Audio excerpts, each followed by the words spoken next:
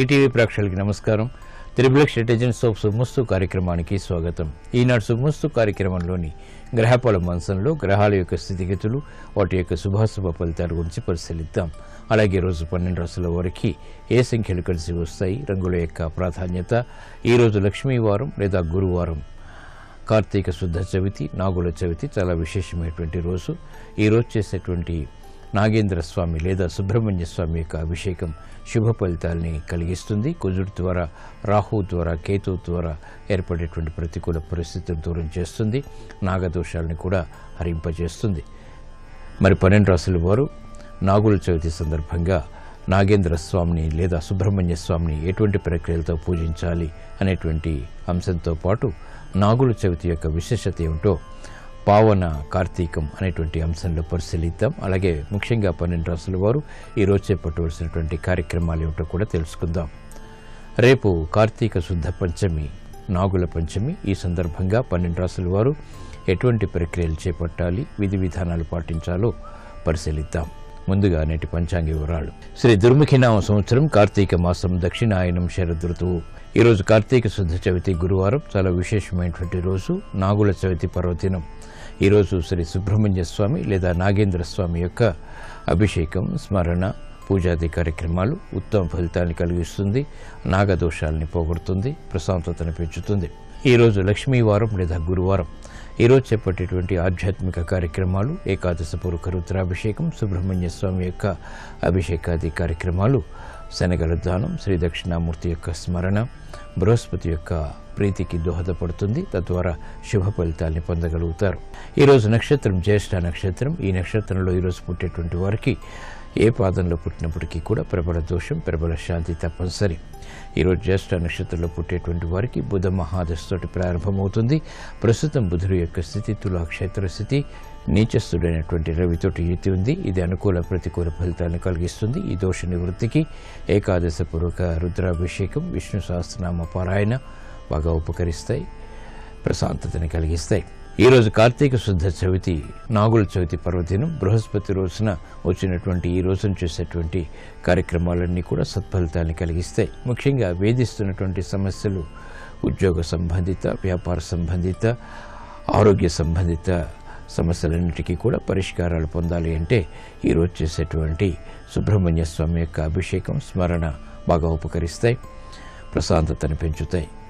ఇప్పుడు శుభమస్తు వీక్షిస్తున్నటువంటి ప్రేక్షకులందరికీ శ్రీ సుబ్రహ్మణ్య స్వామి యొక్క లేదా నాగేంద్ర స్వామి యొక్క కటాక్షం, కరుణ కలగాలని ప్రార్థిద్దాం. తద్వారా శుభ ఫలితాలని పొందుతారని ఆశిద్దాం. శ్రీ శివశక్తుల సమైక్య తేజము వరవిన సుబ్రహ్మణ్యం, షట్కోణాంచిత చిన్మయదీధితి కార్తికేయ శుభరూపం, గురుగుహాయనిడి పరాత్పరమిది జ్ఞానయోగ ఫలసారం.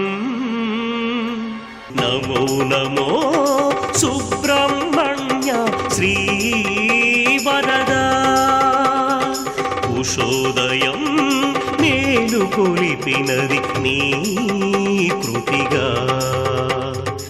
ఇప్పుడు 12 రాశుల వారికి ఏర్పడేటువంటి శుభాశుభ ఫలితాన్ని పరిశీలిద్దాం. ముందుగా మేషరాశి. ఈరోజు మేషరాశి వారిని పరిశీలించినట్లయితే శత్రు భీతి పెరుగుతుంది. చేపట్టేటువంటి కార్యక్రమాలపై శ్రద్ధ తప్పనిసరి. ప్రయాణాల విషయంలో కూడా జాగ్రత్తలు వహించాలి. ఆర్థిక అనిశ్చితి కొనసాగుతుంది. అభివృద్ధి కార్యక్రమాల్లో ఆటంకాలను కూడా చూస్తారు. నూతన కార్యక్రమాల విషయంలో ఏర్పడినటువంటి విఘ్నాలు ప్రబలమవుతాయి.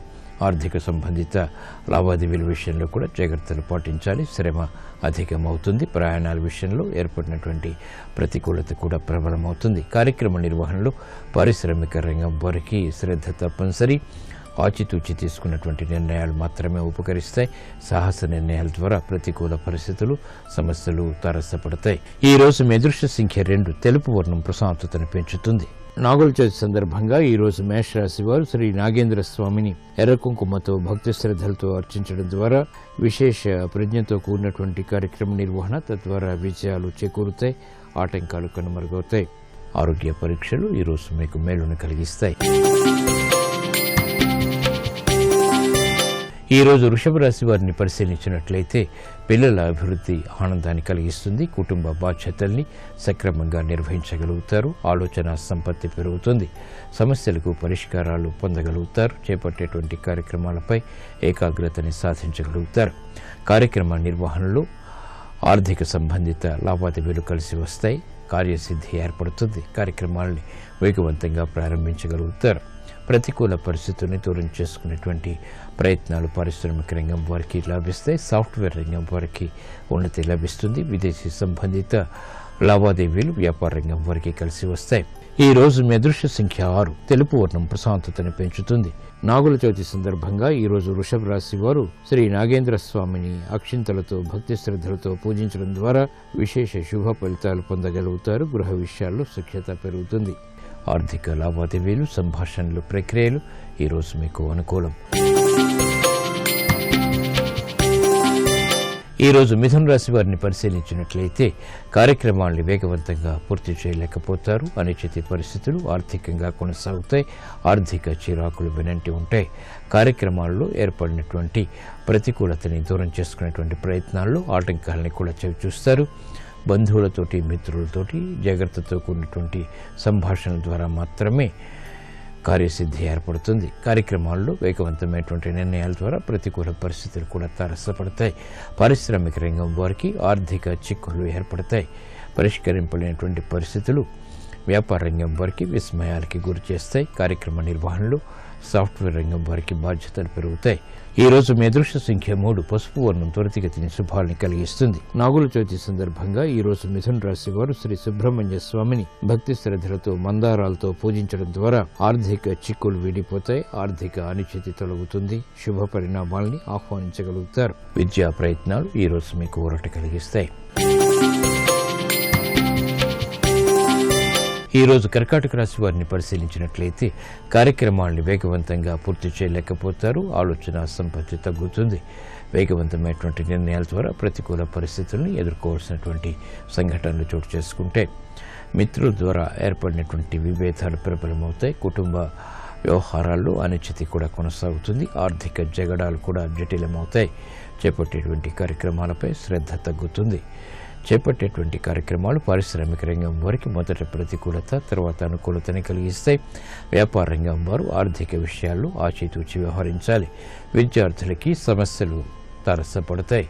పరిష్కరింపలేనటువంటి పరిస్థితులు మహిళలకు గృహరీత్యా ఏర్పడతాయి. ఈ రోజు మీ అదృష్ట సంఖ్య 1. ఎరుపు వర్ణం ధైర్యాన్ని కలిగిస్తుంది. నాగుల చవితి సందర్భంగా ఈ రోజు కర్కాటక రాశి వారు శ్రీ నాగేంద్ర స్వామిని ఆవు పాలతో భక్తి శ్రద్ధలతో అభిషేకించడం ద్వారా అవమానకర సంఘటనలు కనుమరుగవుతాయి. అనారోగ్య సమస్యలకు పరిష్కారాలు పొందగలుగుతారు. రుణ ప్రయత్నాలు ఈ రోజు మీకు అనుకూలం. ఈ రోజు సింహరాశి వారిని పరిశీలించినట్లయితే కార్యక్రమ నిర్వహణలో ఆశించినటువంటి ప్రయోజనాన్ని పొందగలుగుతారు. ఆర్థిక వ్యవహారాలు కూడా లాభిస్తాయి. అభివృద్ధి కార్యక్రమాల్లో మెరుగైనటువంటి మార్పులు చోటు చేసుకుంటే సమస్యలకు పరిష్కారాలు క్రమక్రమంగా పొందగలుగుతారు. ఆర్థిక అభివృద్ధికి చేపట్టేటువంటి కార్యక్రమాల్లో పారిశ్రామిక రంగం వారికి ప్రోత్సాహం లభిస్తుంది. క్రీడా రంగం వారికి విజయాలు సిద్ధిస్తాయి. అభివృద్ధి కార్యక్రమాలు సాఫ్ట్వేర్ రంగం వారికి ఆత్మవిశ్వాసాన్ని పెంచుతాయి. గతంలో కన్నా మెరుగైనటువంటి పరిస్థితులు ఆర్థిక వ్యవహారాల్లో వైద్య వృత్తి వారికి లభిస్తాయి. మహిళలకు ప్రోత్సాహం ఏర్పడుతుంది. నూతన వస్తు కొనుగోలు వంటివి బలాన్ని పెంచుతాయి. ఈ రోజు మీ అదృష్ట సంఖ్య 6. పసుపు వర్ణం త్వరితగతిని శుభాల్ని కలిగిస్తుంది. నాగుల చవితి సందర్భంగా ఈ రోజు సింహరాశి వారు శ్రీ నాగేంద్ర స్వామిని భక్తి శ్రద్ధలతో పూజించి చిమ్మిలిని నివేదన చేయడం ద్వారా ఆర్థిక విజయాలు వేగవంతమవుతాయి. మనోవ్యాకులతలు కనుమరుగవుతాయి. ఆర్థిక లావాదేవీలు, సంభాషణలు ఈరోజు మీకు అనుకూలం. ఈరోజు కన్యారాశి వారిని పరిశీలించినట్లయితే ఆర్థిక వ్యవహారాల్లో జాగ్రత్తలు వహించాలి. విదేశీ సంబంధిత కార్యక్రమాల్లో ఏర్పడినటువంటి విభేదాలు తగ్గుతాయి. నూతన బాధ్యతలను సక్రమంగా నిర్వహించగలుగుతారు. చేపట్టేటువంటి కార్యక్రమాల్లో ప్రోత్సాహాన్ని ప్రయత్నపూర్వకంగా మాత్రమే పొందగలుగుతారు. అభివృద్ధి కార్యక్రమాలు పారిశ్రామిక రంగం వారికి మొదట ఆటంకాలని కలిగించినప్పటికీ అంతిమ విజయాల్ని కలిగిస్తాయి. మానసిక ధైర్యం వ్యాపార రంగం వారికి కొనసాగుతుంది. చేపట్టేటువంటి కార్యక్రమాలపై విద్యార్థులకి ప్రోత్సాహం ఉంటుంది. మహిళలకు ఆరోగ్యపరంగా బాగున్నప్పటికీ ఆర్థిక విషయాల్లో నిర్ణయాల ద్వారా ఏర్పడినటువంటి ప్రతికూలతని పరిష్కరించుకోలేకపోతారు. అభివృద్ధి కార్యక్రమాల్లో న్యాయవాద వృత్తి వారికి మెరుగైనటువంటి మార్పులు మాత్రం చోటు చేసుకుంటే కోర్టు సంబంధిత వ్యవహారాల్లో అనుకూల పరిస్థితులు ఆనందాన్ని పెంచుతాయి. ఈ రోజు మీ అదృష్ట సంఖ్య 2, ఎరుపు వర్ణం ధైర్యాన్ని కలిగిస్తుంది. నాగుల చవితి సందర్భంగా ఈ రోజు కన్యా రాశి వారు శ్రీ నాగేంద్ర స్వామిని ఎర్రగన్నేరు పూలతో భక్తి శ్రద్ధలతో పూజించడం ద్వారా ఆగిపోయినటువంటి కార్యక్రమాలు పునఃప్రారంభించగలుగుతారు. ఆర్థిక ప్రయత్నాలు ఈ రోజు మీకు అనుకూలం. ఈ రోజు తులారాశి వారిని పరిశీలించినట్లయితే రాజకీయ వ్యవహారాల్లో జాగ్రత్తలు పాటించాలి. విదేశీ సంబంధిత కార్యక్రమాల్లో చిరు సమస్యలు తలెత్తుతాయి. బాధ్యతల్ని విస్మరించలేనటువంటి పరిస్థితులు కొనసాగుతాయి. నూతన కార్యక్రమాల ద్వారా ఏర్పడినటువంటి ప్రతికూలతని ఎదుర్కోగలుగుతారు. సంబంధ బాంధవ్యాలు లేనటువంటి విషయాల్లో ఏర్పడినటువంటి ప్రతికూలత పారిశ్రామిక రంగం వారికి పెరుగుతుంది. నూతన కార్యక్రమాల్లో వ్యాపార రంగం వారికి ఆర్థిక నష్టాల్ని ఎదుర్కోవాల్సినటువంటి సంఘటనలు చోటు చేసుకుంటే విద్యార్థులకి సులభ రీతిలో ఆశించినటువంటి ప్రయోజనాలు మాత్రం సాధించగలుగుతారు. మహిళలకు ఆరోగ్య విషయంలో జాగ్రత్తలు పాటించాలి. కుటుంబ వ్యవహారాల్లో ఏర్పడినటువంటి ప్రతికూలతని ఎదుర్కోలేకపోతారు. ఈ రోజు మీ అదృష్ట సంఖ్య 3, పసుపు వర్ణం త్వరితగతిన శుభాల్ని కలిగిస్తుంది. నాగుల చవితి సందర్భంగా ఈ రోజు తులారాశి వారు శ్రీ నాగేంద్ర స్వామిని భక్తి శ్రద్ధలతో సంపెంగలతో పూజించడం ద్వారా వేధిస్తున్నటువంటి సమస్యలకు పరిష్కారాలు పొందగలుగుతారు. వాహన కొనుగోళ్లు వంటివి ఈ రోజు మీకు అనుకూలం.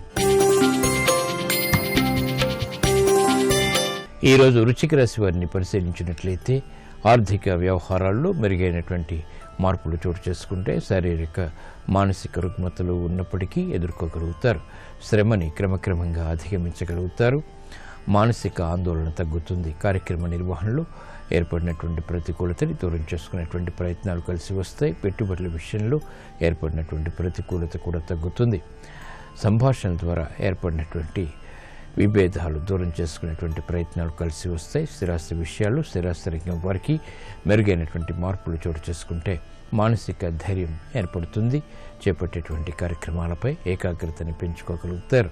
ఈ రోజు మీ అదృష్ట సంఖ్య 9, ఎరుపు వర్ణం ధైర్యాన్ని కలిగిస్తుంది. నాగుల చవితి సందర్భంగా ఈ రోజు వృశ్చిక రాశి వారు శ్రీ నాగేంద్ర స్వామిని కనకాంబరాలతో భక్తి శ్రద్ధలతో పూజించడం ద్వారా శారీరక మానసిక రుగ్మతలు కనుమరుగవుతాయి. ఆరోగ్య రక్షణ ఏర్పడుతుంది. విదేశీ లావాదేవీలు సంభాషణలు ఈ రోజు మీకు అనుకూలం. ఈ రోజు ధనుసు రాశి వారిని పరిశీలించినట్లయితే ఆటంకాలని క్రమక్రమంగా అధిగమించగలుగుతారు.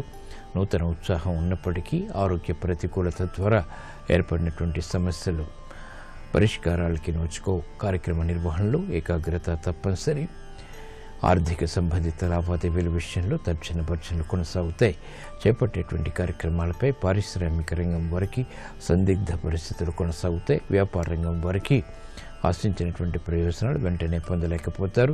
గతంలోని ఆలోచన విధానం ద్వారా ఏర్పడినటువంటి విజయాలు ఇప్పుడు ప్రతికూలంగా మారతాయి. క్రమశిక్షణతో కూడినటువంటి కార్యక్రమ నిర్వహణ వ్యాపార రంగం వారికి తప్పనిసరి. విద్యార్థులకి ప్రోత్సాహం ఉన్నప్పటికీ ఆర్థిక విషయాల్లో జగడాలు కొనసాగుతాయి. ఈ రోజు మీ అదృష్ట సంఖ్య 3, పసుపు వర్ణం త్వరితగతిన శుభాల్ని కలిగిస్తుంది. నాగుల చవితి సందర్భంగా ఈ రోజు ధనుస్సు రాశి వారు శ్రీ నాగేంద్ర స్వామిని భక్తి శ్రద్ధలతో సన్నజాజులతో పూజించడం ద్వారా ఆర్థిక అనిశ్చితి తొలగుతుంది. ఆర్థిక విభేదాలు కనుమరుగవుతాయి. విద్యా ప్రయత్నాలు ఈ రోజు మీకు అనుకూలం. ఈ రోజు మకర రాశి వారిని పరిశీలించినట్లయితే కార్యక్రమాల్ని వేగవంతంగా పూర్తి చేయగలుగుతారు. ఆత్మవిశ్వాసం కలిగి ఉంటారు. ఖర్చులు ఉన్నప్పటికీ ఆదాయాన్ని కూడా సమాంతరంగా పెంపొందింపచేసుకునేటువంటి అవకాశాలు దగ్గరవుతాయి. నూతన బాధ్యతల్ని సక్రమంగా నిర్వహించగలుగుతారు. విదేశీ సంబంధిత ప్రయత్నాలు ప్రయాణాలు కలిసి వస్తాయి. ఆశించినటువంటి ప్రయోజనాలను కలిగిస్తాయి. బాధ్యతల్ని పారిశ్రామిక రంగం వారు సక్రమంగా నిర్వహించగలుగుతారు. కార్యక్రమ నిర్వహణలో కార్యసిద్ధి పొందుతారు. చేపట్టేటువంటి కార్యక్రమాలు వ్యాపార రంగం వారికి కూడా కలిసి వస్తాయి. వ్యాపార విస్తరణ వంటివి అనుకూల పరిస్థితుల్ని ఆర్థికంగా కలిగిస్తాయి. న్యాయవాద వృత్తి వారికి మెరుగైనటువంటి మార్పులు వృత్తిలో చోటు చేసుకుంటే స్థిరాస్తి రంగం వారికి ప్రతికూల పరిస్థితులు వృత్తిపరంగా తగ్గుతాయి. ఆదాయం పెరుగుతుంది. ఈ రోజు మీ అదృష్ట సంఖ్య 5, ఎరుపు వర్ణం ధైర్యాన్ని కలిగిస్తుంది. నాగుల చవితి సందర్భంగా ఈ రోజు మకర రాశి వారు శ్రీ నాగేంద్ర స్వామిని చామంతులతో భక్తి శ్రద్ధలతో పూజించడం ద్వారా శుభ పరిణామాలు వేగవంతమవుతాయి. శుభవార్తలు వింటారు. ఆర్థిక లావాదేవీలు సంభాషణలు ఈరోజు మీకు అనుకూలం. ఈ రోజు కుంభరాశి వారిని పరిశీలించినట్లయితే ఆధ్యాత్మిక కార్యక్రమాల ద్వారా సంతృప్తికర సంఘటనలు చోటు చేసుకుంటే ఆర్థిక విషయాల్లో జాగ్రత్తలు పాటించాలి. కుటుంబ వ్యవహారాల్లో ఏర్పడినటువంటి ప్రతికూల పరిస్థితులు ప్రబలమవుతాయి. విభేదాలు తలెత్తేటువంటి సంఘటనల ద్వారా మానసిక ప్రశాంతత లోపిస్తుంది. కాబట్టి సంభాషణల విషయంలో ఆర్థిక విషయాల్లో జాగ్రత్తలు తప్పనిసరి. ఉద్యోగ వ్యవహారాల్లో ఏర్పడినటువంటి ప్రతికూలత ఉద్యోగస్తులకి తగ్గుతుంది. నూతన బాధ్యతలు పారిశ్రామిక రంగం వారికి పెరుగుతాయి. ఆర్థిక వ్యవహారాల్లో చిక్కులు వ్యాపార రంగం వారికి కొనసాగుతాయి. విద్యార్థులకి చేపట్టేటువంటి కార్యక్రమాల్లో ఆత్మవిశ్వాసాన్ని పెంపొందింప చేసుకోవాల్సినటువంటి ఆవశ్యకత ఉంటుంది. ఈ రోజు మీ అదృష్ట సంఖ్య 5. ఆకుపచ్చ వర్ణం రక్షణకి దోహదపడుతుంది. నాగుల చవితి సందర్భంగా ఈ రోజు కుంభరాశి వారు శ్రీ నాగేంద్ర స్వామిని ఆవు పాలతో భక్తి శ్రద్ధలతో అభిషేకించడం ద్వారా ప్రమాదాలు దూరమవుతాయి. సఖ్యత పెరుగుతుంది. ఆర్థిక వ్యవహారాల్లో చిక్కులు విడిపోతాయి. రుణ ప్రయత్నాలు ఈ రోజు మీకు అనుకూలం. ఈ రోజు మీనరాశి వారిని పరిశీలించినట్లయితే కార్యక్రమాల్లో వేగవంతమైన అనుకూల మార్పులు ఆర్థికంగా పొందగలుగుతారు. అభివృద్ధి కార్యక్రమాల్లో కూడా ఆశాజనకమైనటువంటి వాతావరణం కొనసాగుతుంది. నూతన బాధ్యతలు పెరుగుతాయి. ఒప్పందాల ద్వారా ఏర్పడినటువంటి అనుకూలత ఆనందాన్ని కలిగిస్తుంది. సంబంధ బాంధవ్యాలు మెరుగవుతాయి. నూతన స్నేహాల ద్వారా లబ్ధి చేకూరుతుంది. కార్యక్రమాల్లో ఏర్పడినటువంటి అనుకూల పరిస్థితులు పారిశ్రామిక రంగం వారికి బలాన్ని పెంచుతాయి. వ్యాపార విస్తరణలు వంటివి వ్యాపార రంగం వారికి కలిసి వస్తాయి. స్వతంత్ర నిర్ణయాల ద్వారా మహిళలు అభివృద్ధిని సాధించగలుగుతారు. నూతన కార్యక్రమాలు విద్యార్థులకి లాభిస్తాయి. ఈ రోజు మీ అదృష్ట సంఖ్య 3. పసుపు వర్ణం త్వరితగతిన శుభాన్ని కలిగిస్తుంది. నాగుల చవితి సందర్భంగా ఈ రోజు మీనరాశి వారు శ్రీ నాగేంద్ర స్వామిని ఎర్రమందారాలతో భక్తి శ్రద్ధలతో పూజించడం ద్వారా ఆర్థిక సంబంధిత లావాదేవీలు కలిసి వస్తాయి. విదేశీ ప్రయాణాలు లాభిస్తాయి. విద్యా ప్రయత్నాలు ఈ రోజు మీకు అనుకూలం.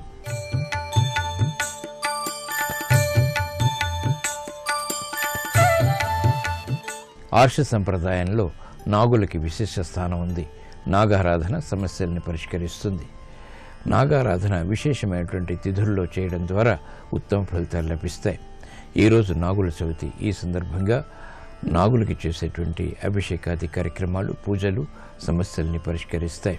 వేధిస్తున్నటువంటి సమస్యలకు పరిష్కారాలు పొందగలుగుతారు. అలాగే అనారోగ్య సమస్యలకు రుణ సమస్యలకు కూడా పరిష్కారాలు లభిస్తాయి. నాగుల చవితి యొక్క విశేషత ఏమిటో పావన కార్తీకం అనేటువంటి అంశంలో పరిశీలిద్దాం. పిపీలిక నుంచి బ్రహ్మ పర్యంతం అంతటా దైవత్వాన్ని దర్శించే సంస్కృతి మనది. పశుపక్షాదులు వృక్ష జంతు జీవజాలాల్లో పరమాత్మ స్వరూపాన్ని చూసేటువంటి సంప్రదాయం మనలో ఉంది. విష సర్పాల్ని సైతం దైవంగా ఆరాధిస్తూ వాటి పట్ల ఎనలేని భక్తిని చాటుకునే ఆచారాన్ని అనాదిగా పాటిస్తున్నాం. ఈ సంవిధానంలో నిర్వహించుకునేటువంటి పర్వదినమే నాగుల చవితి. కార్తీక శుద్ధ చతుర్థి నాడు నాగుల చవితి పేరిట సర్పాల్ని విశేషంగా పూజిస్తారు. కుటుంబ శ్రేయస్సుకు, సంతాన వృద్ధికి, ఆరోగ్య పరిరక్షణకు, సంక్లిష్ట సమస్యల నివారణకు, నేత్ర కర్ణ ఉదర సంబంధిత వ్యాధుల నిర్మూలనకు నాగారాధన శ్రేష్టమని చెబుతారు. ముఖ్యంగా మహిళలు ఉపవాస దీక్ష పాటించి సర్పాలకు నెలవైనటువంటి పుట్టలో ఆవు పాలు పోస్తారు. నువ్వులు బెల్లం మిశ్రమంతో చేసినటువంటి చిమ్మిలిని నైవేద్యంగా సమర్పిస్తారు. చలికాలంలో ఎదురయ్యేటువంటి అనారోగ్య పరిస్థితుల్ని తట్టుకునడానికి ఈ చిమ్మిలి ప్రసాద స్వీకరణ దోహదపడుతుంది. ఆర్ష సంప్రదాయంలో నాగులకి ఎంతో ప్రాధాన్యం ఉంది. 1000 పడగల ఆదిశేషుడు విష్ణుమూర్తికి పానుపు. సాగర మథనంలో కాలకూటాన్ని మింగినటువంటి శివుడు తాపాన్ని హరించటానికి వాసుకి కంఠాభరణమయ్యాడు. గణపతి నాగయజ్ఞోపవీతుడు. ఇలా పౌరాణికంగా నాగజాతి ప్రశస్తి విశిష్టమైనది.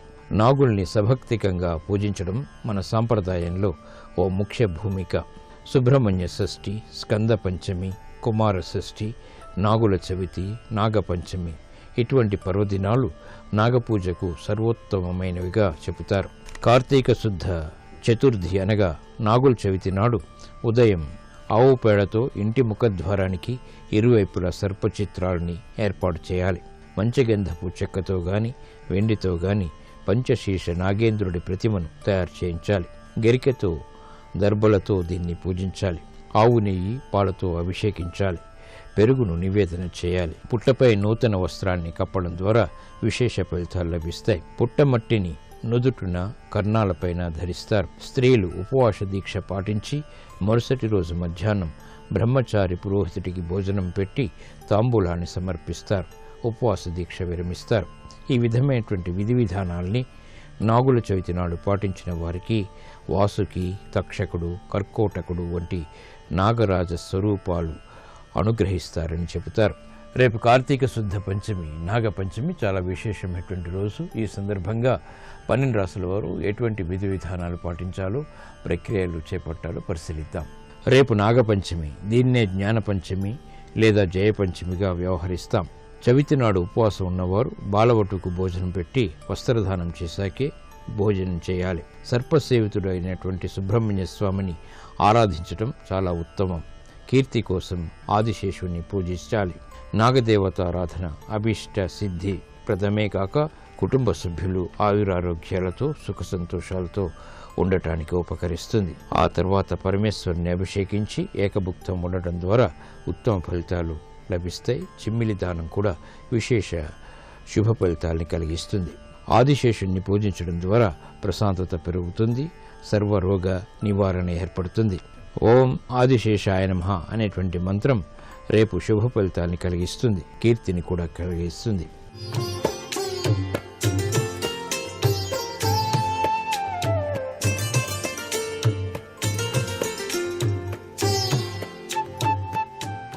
XXX డిటర్జెంట్ సోప్ శుభమస్తు కార్యక్రమంలో గృహబలం అంశానికి స్వాగతం. ఈరోజు నాగుల చవితి. కార్తీక మాసంలో శుద్ధ చవితిని నాగుల చవితిగా మనం ఆచరిస్తాం. కాలసర్ప దోషాలు తొలగించుకోవడానికే కాకుండా సంతానేచ్ఛ సిద్ధింపజేసుకోవడానికి నాగేంద్రుడి వారి యొక్క ఆశీస్సులు ఇంటిల్లిపాదికి ఉండటానికి, కంటికి చెవికి సంబంధించినటువంటి రుగ్మతలు రాకుండా ఉండటానికి ఈరోజు ఉపవాసం ఉండి పుట్ట దగ్గరకు వెళ్ళి ఆవు పాలు పోసి నమస్కృతాంజలి ఘటించటం, ఆ పుట్టమ్మను తీసుకొచ్చి ఇంటి గడప వద్ద కూడాను అలంకరింపజేయటం, జంట నాగుల ప్రతిమ అలంకరణ పసుపు కుంకుమతో చేసి అక్కడ కూడాను ఆవు పాలు చుక్క సింహద్వారం వద్ద ఉంచటం, ఇవన్నీ కూడాను సుబ్రహ్మణ్యేశ్వర స్వామి యొక్క అనుగ్రహ కరుణాకటాక్ష వీక్షణాలకు నిదర్శనం.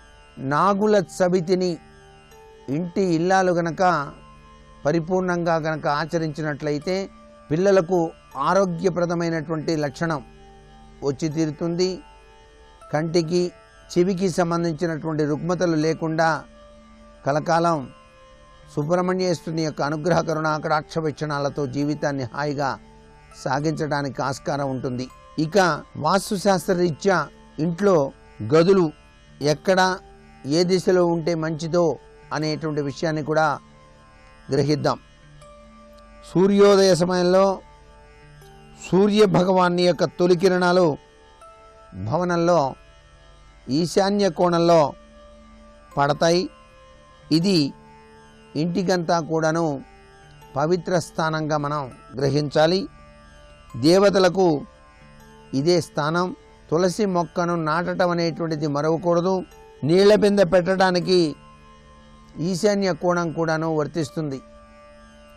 ఎక్కడ పెడితే మంచిది అంటే మీ గదుల్లో ఈశాన్య కోణంలో నీళ్ల బిందెను ఉంచేటువంటి ఏర్పాటు చేసుకోవటం ఉత్తమోత్తమం.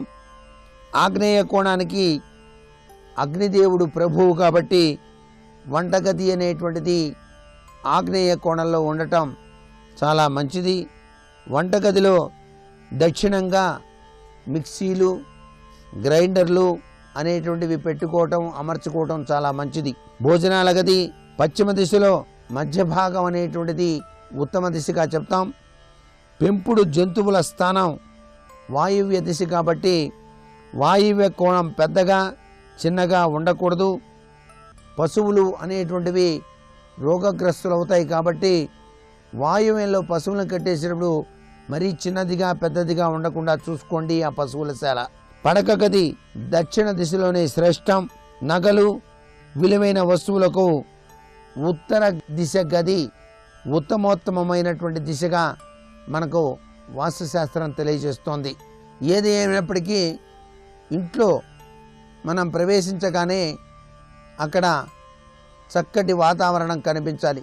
మీ గృహ ప్రాంగణంలో అమర్చేటువంటి వివిధ రకాలైన పూలను నిత్యం కూడాను సేకరించి ఆ పూలను గనక మీరు నిత్యం పూజ చేసుకునేటప్పుడు భగవంతునికి కనుక సమర్పించినట్లయితే జన్మ సుకృత పుణ్యంగా కూడా చెప్తాం. అందుకే పూలు అనేటువంటివి ఎవరికి వారు మొక్కల్ని పెంచి చక్కగా కోసి భగవంతునికి అర్పించాలి అని చెప్పేసి కూడా ఆ శాస్త్రంలో చెప్పారు. అయితే ప్రస్తుత పరిస్థితుల్లో అలాంటి అవకాశాలు లేనటువంటి వాళ్ళు బయట నుంచి పూలను కొనుక్కొని వచ్చినప్పుడు మీరు పూజ చేసేటప్పుడు మాత్రం వాటిపైన కొద్దిగా నీళ్లు చిలకరించి భగవంతునికి అర్పించడం మాత్రం మరవకండి. మీ ఇంట్లో అద్భుతవంతమైనటువంటి అదృష్టాన్ని కలిగించేటువంటి ఏకాక్షి, అలాగే కస్తూరికాయ, దక్షిణావృత శంఖాలు గనక ఉన్నట్లయితే దక్షిణావృత శంఖంలో మాత్రం ప్రతినిత్యం కూడాను నీటిని పోసి ఉంచండి. ఆ నీటిని పోసి ఉంచినప్పుడు ఆ శంఖానికి పైభాగాన గంధం కుంకుమ అమర్చి ఒక ఎరుపు రంగు చిన్ని పుష్పాన్ని ఉంచి నమస్కృతాంజలి ఘటించటం మరవకండి. ఇలా గనక చేసినట్లయితే మీ గృహంలోకి అదృష్టం తప్పనిసరిగా వచ్చి తీరుతుంది. సమస్యల విషవలయాల నుంచి కూడా మీరు బయటపడటానికి ఆస్కారం ఉంది. మీరు పూజకు ఉపక్రమించే ముందే ఘంటానాదం చేసి ఉపక్రమించండి. ఘంటానాదం చేయకుండా మీరు పూజలోకి ప్రవేశించకండి అనే విషయం కూడా గుర్తుపెట్టుకోండి. అందుచేతనే గంట వాయించినట్లయితే రాక్షసులంతా కూడాను పారిపోతారు, దేవతలు వచ్చి నిలుస్తారు అని చెప్పేసి మనకి ఆగమార్థంతో దేవానాం అనేటువంటి సూత్ర ప్రాతిపదిక కూడా ఉంది. మీరు ఉపయోగించేటువంటి దీపారాధన నూనెలో తప్పనిసరిగా ప్రతినిత్యం కూడాను ఉపయోగించాల్సింది నువ్వుల నూనె. నువ్వుల నూనె ఉపయోగించడం సర్వశ్రేష్టదాయకం. ఈ కార్తీక మాసంలో మాత్రం వీలైతే ప్రతినిత్యం కూడా ఆవు నెయ్యి ఉపయోగించటం చాలా గొప్ప విశేషం. కనీసం సోమవారాలైనా సరే ఆవు నెయ్యిని గనక ఉపయోగించి దీపారాధన చేయటం ఇంట్లో సర్వశ్రేయోదాయకమైన ప్రభావాన్ని ఇస్తుంది. దీపారాధన అనేటువంటిది ఈ కార్తీక మాసంలో దేవాలయ ప్రాంగణంలోనూ విష్ణాలయ ప్రాంగణంలోనూ ఆచరించటం సర్వ శుభకరమైనటువంటి ప్రభావాన్ని కలిగింపచేస్తుంది. సూర్యోదయాత్పూర్వమే స్నానాన్ని ఆచరించటం మాత్రం మరవకండి. ఈ యొక్క విధి విధానాలని గనక మీరు గనక ఆచరించినట్లయితే సర్వశ్రేయోదాయకవంతమైన దివ్యవంతమైన శక్తి పుంజాలు మీ గృహంలో ఎల్లవేళలా కూడాను ప్రసరింప చేసుకోవడానికి ఆస్కారం ఎక్కువగా ఉంటుంది. దైవ సంకీర్తన, దైవ నామాన్ని స్మరించటం ప్రతి ఒక్కరూ కూడాను గృహంలో గనక చేసినట్లయితే దాన్ని మించినటువంటి అదృష్టం మరొకటి లేదు. అందుచేత తప్పనిసరిగా దైవ ఆరాధన, దైవ నామస్మరణం మీ గృహంలో విరాజిల్లింపచేసుకోవడానికి వీలుగా చాంటింగ్ అనేటువంటిది ఉంటుంది. అది మీరు ప్రతినిత్యం కూడాను ఉపయోగించటం మరువకండి. అలా గనక చేసినట్లయితే సర్వే సర్వత్రా విశిష్టవంతమైనటువంటి అభివృద్ధి పథంలోకి పయనించడానికి ఆస్కారం అత్యధికంగా ఉంటుంది సుమా. అలాగే మీకు గనక తెల్ల జిల్లేడు పూలు లభ్యపడ్డట్టయితే పరమేశ్వరునికి సమర్పించండి. అలా పరమేశ్వరుడికి ఈ మాసంలో సమర్పించినట్లయితే విశిష్టవంతమైన ఐశ్వర్యాన్ని పొందటానికి ఆస్కారం ఎక్కువగా ఉంటుంది. మరికొన్ని ముఖ్య విషయాలు రేపటి శుభమస్తు కార్యక్రమంలో తెలుసుకుందామా? మరి సర్వే జనా సుఖినో భవంతు.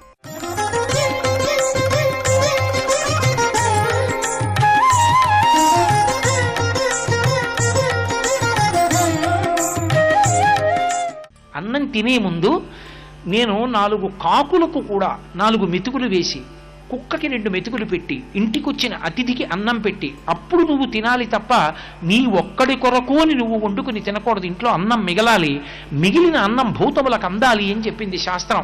ఎందుకని అంటే అవన్నీ తమకి ఏ విభూతులున్నాయో ఆ విభూతులతో నిన్ను సేవిస్తున్నాయి. ఓ గుర్రం ఉంది, దాన్ని ఎక్కి నువ్వు పరిగెత్తుకుంటూ ఆ గుర్రం పరిగెడితే నువ్వు నీ ధ్యేయాన్ని చేరుకోగలుగుతున్నావు. ఓ ఏనుగుంది, ఏనుగెక్కి యుద్ధం చేస్తున్నావు, నువ్వు గొప్ప పండితుడివి, నిన్ను ఏనుగెక్కించి గజారోహణం అని ఓ పెద్ద సత్కారం చేశారు. ఓ ఆవు ఉంది, దాని పాలుచ్చుకుంటున్నావు. ఓ ఎద్దుంది, నాగలి దానికి తగిలించి భూమిని దున్నుకుంటున్నావు. సమస్త ప్రాణుల యొక్క వైభవాన్ని నువ్వు వాడుకుంటున్నావు. అన్ని ప్రాణుల యొక్క వైభవాన్ని నువ్వు వాడుకుంటున్నప్పుడు అవి తమ చేసుకున్నటువంటి పాపముల యొక్క ఫలితంగా ఇంకా ఎన్నో కోట్ల జన్మలు ఎత్తితే తప్ప మనుష్య జన్మలోకి వచ్చి పుణ్యకర్మాచరణము చెయ్యలేవు. నువ్వు మనుష్యునివి కాబట్టి పుణ్యకర్మాచరణం చేసుకోగలుగుతున్నావు. ఇన్నిటిని వాడుకుంటున్న నీకు వాటికి అభ్యున్నతిని కల్పించవలసిన అవసరం లేదా? ఉంది. ఎలా కల్పించాలని అడిగారు. కేవలము దీపము, దీపవైభవము నీకు తెలిసి ఉంటే ఒకెత్తు. నీకు తెలియకపోతే కార్తీక పౌర్ణమి నాడు వెలిగించేటటువంటి దీపంలో తప్పకుండా 2 మాటలు చెప్పాలి. దామోదరమావాహయామి అనాలి, లేదా త్రయంబకమావాహయామి అనాలి. కార్తీక దామోదరుడు అంటారు. దామోదర విష్ణు సంబంధం, త్రయంబక శివ సంబంధం. త్రయంబకుడు అంటే 3 కన్నులున్నవాడు అన్న అర్థమే కాదు. త్రయంబక అంటే త్రయాణం లోకానాం, ఆయన 3 లోకములకు కూడా తల్లి తండ్రి అయి ఉంటాడు కాబట్టి త్రయంబకుడని పేరు. అటువంటి త్రయంబక స్వరూపమైనటువంటి పరమశివుణ్ణి ఆవాహన చెయ్యాలి అక్షత వేసి. ఓ పువ్వో పసుపో కుంకమో వెయ్యాలి దీపం మీద. దామోదరుణ్ణన్నా పిలవాలి, త్రయంబకుణ్ణన్నా పిలవాలి. పిలిచి ఇప్పుడు ఈ దీపాన్ని పైకెత్తి పట్టుకోవాలి. ఈ దీపాన్ని పైకెత్తన్నా పట్టుకోవాలి, లేదా నువ్వు ఒక ఎత్తైన ప్రదేశంలోనన్నా ఉంచాలి. అందుకే కార్తీక మాస ప్రారంభం దేంతో అంటే ఆకాశ దీపంతో ప్రారంభం. నిజానికి ఏవి ఆకాశ దీపాలు? మీరు నేను పెట్టక్కర్లేదు. ఆకాశ దీపాలు వెలిగించిన వాడు పరమేశ్వరుడు. సూర్యుడు, చంద్రుడు, నక్షత్రములు, ఇవి ఆకాశ దీపాలు. మరి కార్తీక మాస ప్రారంభం దేంతో మొదలు? ఆకాశ దీపంతో ప్రారంభం. ఆకాశ దీపం ఎక్కడ వెలిగిస్తారు? దేవాలయంలో వెలిగిస్తారు. దేవాలయంలో ధ్వజస్తంభానికి తాడు కట్టి ఒక చిన్న పాత్రలో దీపం వెలిగించి గాలికి నిధనం కాకుండా రంధ్రములతో ఏర్పాటు చేసి దాన్ని జాగ్రత్తగా సమంత్రకంగా భగవంతుడి నామాలు చెప్తూ భక్తులందరూ చుట్టూ నిలబడి ఉండగా ఆ దీపాన్ని పైకెత్తుతారు. ఎవరి శక్తి కొలది వాళ్ళు కార్తీక మాసంలో ఆకాశ దీపాన్ని పైకెత్తడానికి చమురో ఒత్తులో ఏవో ఒకటి ఇస్తూ ఉంటారు. అది పైకెత్తుతారు. ఎందుకని? ఇప్పుడు ఆ దీపం ధ్వజస్తంభం మీద ఉండి అంతటా వెలుతురు చిమ్ముతుంది. ధ్వజస్తంభం మీదకి ఏదైనా లాగారు అంటే, పతాకాన్ని ఆరోహణం చేశారు అంటే ఈశ్వరుడికి ఉత్సవం అవుతోందని గుర్తు. ఒక్క కార్తీక మాసంలో మనమే ఉత్సవం చేస్తున్నాం. మనకి మనం ఉత్సవం. ఉత్ అంటే తల పైకెత్తడం. తల పైకెత్తి చూశాడు కాబట్టి ఉత్సవం. ఏమిటి తల పైకెత్తి చూడడం? నాకు ఉన్న గౌరవం ఏమిటి? ఈ శరీరంలో ఉంటే నేను చెయ్యగలిగిన అధికారం ఏమిటి? సమస్త భూతములకు నేను మహోపకారం చెయ్యగలను కార్తీక పౌర్ణమి నాడు. ఇతర ప్రాణులు చెయ్యలేవు, నేనే చెయ్యగలను. ఏమిటి చెయ్యగలను?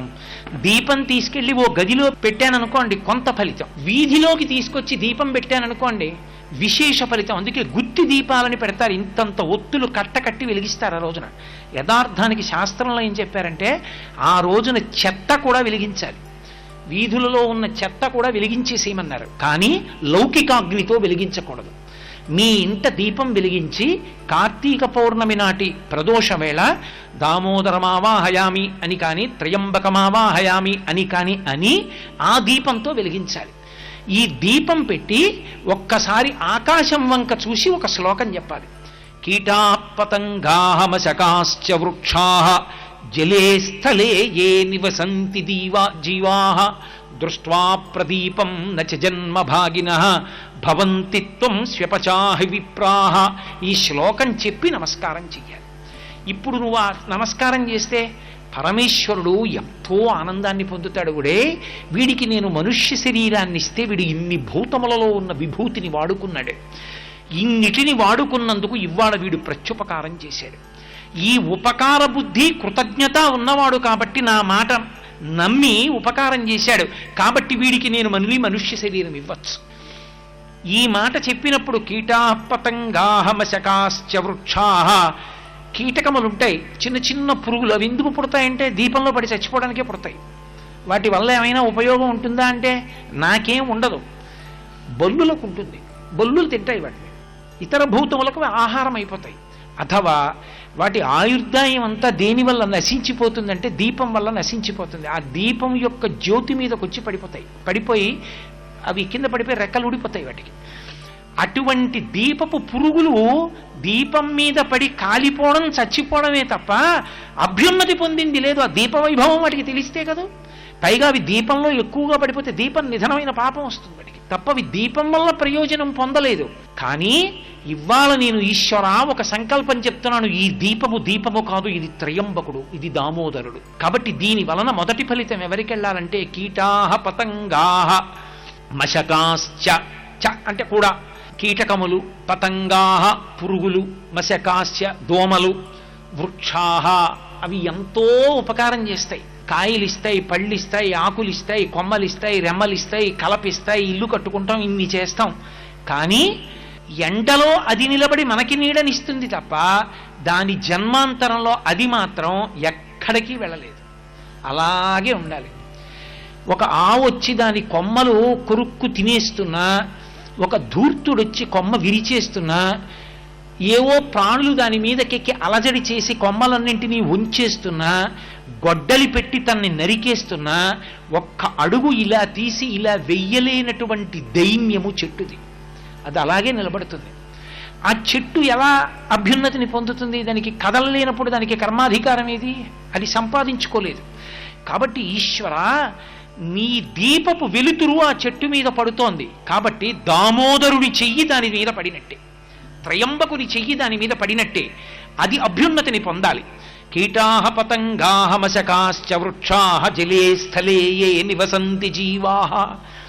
నీటిలో ఉంటాయి, చాలా చేపలుంటాయి, కప్పలుంటాయి, తాబేళ్లుంటాయి. ఈ దీపపు వెలుతురు నీటి మీద పడ్డప్పుడు నీటి లోపల ఉన్నటువంటి ప్రాణులన్నీ కూడా నీ అనుగ్రహాన్ని పొందాలి. అక్కడతో సరిపోతుందా? ఇవి కాదు, జలే స్థలే ఏ నివసంతి జీవాహ దృష్ట్వా ప్రదీపం నచ జన్మభాగినః. వాటికేం తెలియదు, అవేం పుణ్యం చేయలేదు. కానీ ఈ వెలుతురు వాటి మీద పడిన కారణం చేత ఇక వాటికి జన్మ లేకుండుగాక, అక్కడితో వాటికి ఉన్నటువంటి పాపపుణ్యములన్నీ కూడా నశించిపోవుగాక. భవంతి త్వం శపచాహి విప్రాహ. అసలు వేదం మీద నమ్మకం లేకుండా కేవలము పాపకర్మాచరణము మాత్రమే చేస్తూ ఈ లోకంలో తిరుగుతూ కేవలము ఉదర పోషణార్థమే బ్రతుకుతున్నటువంటి భయంకరమైన స్థితిలో ఉండిపోయిన వాడి మీద ఈ దీపము యొక్క కాంతి ప్రసరించిన కారణము చేత వాడు కూడా వచ్చే జన్మలో వేదము యొక్క ప్రమాణమును తెలుసుకున్నవాడై స్వరంతో వేదం చదువుకుని వేదాన్ని ప్రచారం చేసి వేదమును అడ్డుపెట్టి లోకోద్ధరణ చెయ్యగలిగినటువంటి నిస్వార్థపూరితమైనటువంటి లోకోపకారి అయిన బ్రాహ్మణుడిగా జన్మించి అభ్యున్నతిని పొందుగాక. కాబట్టి భవంతి త్వం శ్వపచాహి విప్రాహ. ఈ దీపపు కాంతంత గొప్పది. కాబట్టి ఈశ్వర, మీ యందు త్రయంబకుణ్ణి దామోదరుణ్ణి ఆవాహన చేసి ఈ దీపపు వెలుతురు ప్రసరించేటట్టు చేస్తున్నాను. అందుకే కార్తీక పౌర్ణమి అన్ని చోట్ల దీపాలు ఎత్తుతారు. ప్రతి వాళ్ళు కార్తీక పౌర్ణమి నాడు పెట్టుకుంటారు. అందుకే ఆ రోజు వెలిగించే దీపాలు గుత్తి దీపాలు కూడా పెడతారు. దానికి రెండు కారణాలు. ఒక ఇల్లు మనం కడితే ఆ ఇంట దీపం లేకుండా ఏ ఒక్క రోజు ఉండకూడదు. శాస్త్రంలో ఏమిటంటే, యథార్థానికి ఇల్లు కట్టి మీరు ఎక్కడికైనా తాళం వేసి వెళ్ళిపోతున్నారనుకోండి, ఇంటి బ్రహ్మగారు అని ఉంటారు. ఆయన్ని పిలిచి, అయ్యా మేము ఏదో కాశీ పట్టణానికి వెడుతున్నాం, రావడానికి 20 రోజులు పడుతుంది, ఈ 20 రోజులు మీరు కాస్త మా పూజా మందిరంలో దీపం వెలిగించి స్వామికి బెల్లం మొక్క నైవేద్యం పెట్టండి అని చెప్పి వెళ్ళాలి, ఇంటి తాళం ఇచ్చి. ఆయన రోజు దీపం పెట్టి పెడతాడు. ఇంట దీపం వెలగలేదు అంటే పరమ అమంగళకరమైన గృహమని గుర్తు. అలా నీ ఇళ్ళన్నవి ఎన్నున్నాయో అన్ని చోట్ల దీపాలు వెలగాలి.